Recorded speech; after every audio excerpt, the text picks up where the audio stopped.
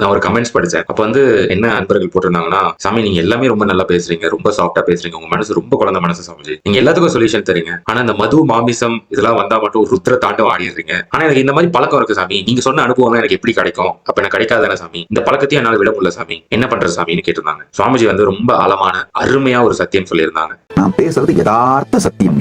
பாமரனுக்கு பரமானுபூதி கொடுக்கவே பேசிக் கொண்டிருக்கின்றேன். நான் இந்த சாராயம், மது, மாமிசம், போதைப் பொருட்களை பத்தி எல்லாம் ரொம்ப ரொம்ப ஸ்ட்ராங்கான வார்த்தைகளை உபயோகம் பண்ணி கண்டம் பண்றதுனால நிறைய அன்பர்கள், நிறைய பார்வையாளர்கள் கமெண்ட் போடுறீங்க. எனக்கு அந்த பழக்கம்லாம் இருக்கு சாமி, எனக்கு இந்த அனுபூதி எல்லாம் கிடைக்காது தானே, எனக்கு இந்த அனுபூதி எல்லாம் வாய்க்கிறது சாத்தியம் இருக்கா? ஐயா நல்லா புரிஞ்சுங்க, நான் இந்த பழமையான ஓல்டு டைப்பான ஆளுங்க, அதனால திட்டுறேன். இந்த வீட்டுல உட்காந்துருக்கிற தாத்தா பாட்டி எப்ப பார்த்தாலும் ஏதாவது சொல்லிட்டே இருப்பாங்க, அந்த மாதிரி டைப்புங்க. அதனால அது வேற விடுங்க.